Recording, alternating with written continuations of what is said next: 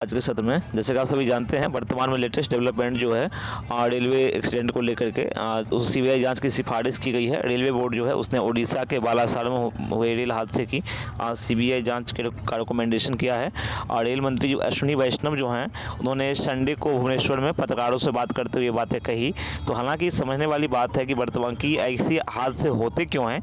और जहाँ तक बात किया जाए तो इस हादसे में जो नवीनतम जानकारी है अभी तक कि 275 लोगों की मृत्यु हुई है और 1000 से अधिक लोग घायल हुए हैं। तो आप सबसे पहले इमेज के माध्यम से समझे कि एक्सीडेंट हुआ क्यों।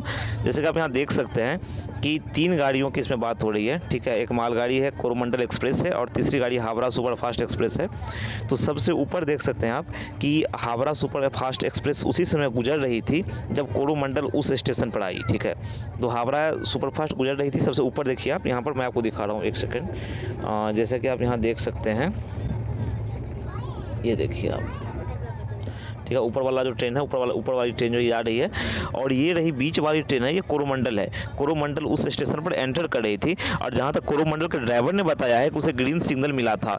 तो सिग्नलिंग सिस्टम में भी इंटरफेयर की समस्या की बात की जा रही है। हो सकता है वहाँ पर कुछ इंटरफेयर किया गया हो, या तो अपने हुआ हो या मानवीय हस्तक्षेप हुआ हो, ह्यूमन इंटरफेरेंस हुआ हो।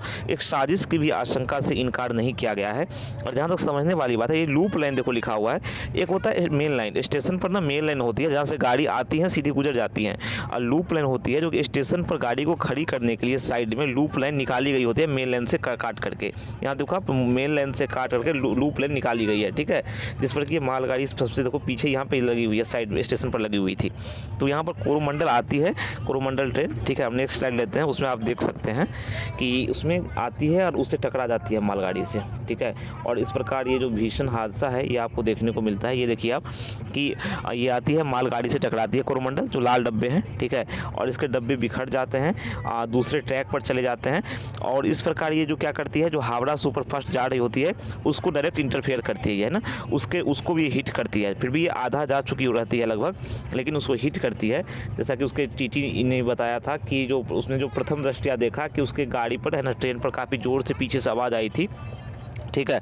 तो अब देखिए कि आपको ये चौथे वाले में देखिए इमेज में आपको दिख रहा होगा कि हावड़ा सुपरफास्ट के भी क्या होते हैं, कुछ डिब्बे पटरी पर से क्या होते हैं, उतर जाते हैं। तो सोचने वाली बात वही है कि 127 के आसपास स्पीड से अगर कोई गाड़ी मालगाड़ी को टक्कर मारती है, जैसे कि नीचे आपको देख सकते हैं, तो मालगाड़ी जो है तो उसका तो पीछे का जो होता है गार्ड होता है, ठीक है, वो तो वहाँ से जो मालगाड़ी की चेकिंग करने गया हुआ था, देखने गया था कि मालगाड़ी की एक्चुअली जिम्मेदारी होती है गार्ड की और ड्राइवर की, कि मालगाड़ी किसी स्टेशन पर खड़ी होती है तो उसकी सुरक्षा की जिम्मेदारी उन्हीं दोनों को होती है।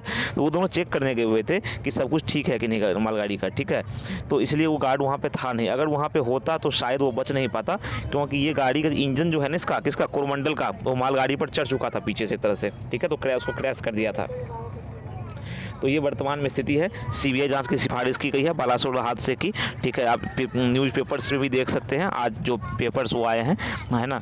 और 1000 से देखो मृतकों के आंकड़े बढ़ सकते हैं, क्योंकि जो कई घायल हैं ना, उनकी हालत काफ़ी गंभीर बनी हुई है जहाँ तक देखा जाए।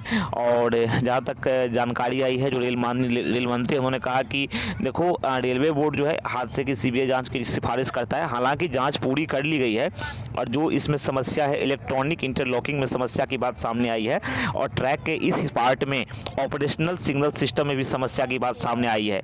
तो रेल मंत्री ने कहा कि जिम्मेदार लोगों की पहचान कर ली गई है, लेकिन अभी उस पर कुछ ज़्यादा बात करना है ना सही नहीं होगा, साजिश की संभावना है, ठीक है ना। तो इसमें जो उसका पायलट है ना, जो कोरोमंडल एक्सप्रेस के लोको पायलट हैं, उनसे बात हुई थी। तो कोरोमंडल के भाई पायलट ने बताया कि उन्हें मेन लाइन में आने के लिए ग्रीन सिग्नल मिला था और ट्रेन काफ़ी तेज़ गति से गुजरी थी। अब पायलट से इतनी ही बात हो पाई, आगे बात हो नहीं पाई है, क्योंकि पायलट की हालत नाजुक बनी हुई है। तो बिल्कुल गृह मंत्रालयों के अधिकारियों के समूह ने भी घटनास्थल का दौरा किया, अधिकारियों से चर्चा की, जो अधिकारी थे रेलवे के अधिकारी, उनसे चर्चा की, ठीक है। डिजिटल रिकॉर्ड से अब तक जो पता चला है कि सिग्नल बिल्कुल जो थे भेजे गए थे, ठीक सिग्नल भेजे गए थे, उम्मीद के मुताबिक सिग्नल भेजे हुए थे, लेकिन फिर भी हादसा हुआ। और अब ये पता किया जाना है कि नाकामी समस्या कहाँ देखने को मिली।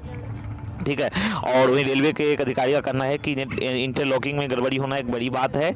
दो वजह हो सकती हैं, या तो इसमें इसको मैनिपुलेट किया गया हो, चेंजेस किए हो, छेड़छाड़ किए गए हो, या फिर सॉफ्टवेयर या हार्डवेयर में गड़बड़ी की बात सामने आती है। तो ये बातें हैं अब तक लेटेस्ट डेवलपमेंट में। अब बाकी कुछ अगर कुछ आता है तो ज़रूर हम उसके साथ उपस्थित होंगे, सेशन को लेकर के आपको बताएंगे कुछ अगर नवीन बातें सामने आती हैं तो ठीक है। फिर मिलते हैं अगले सेशन में, अगले चर्चा में। तब तक के लिए नमस्कार, थैंक यू।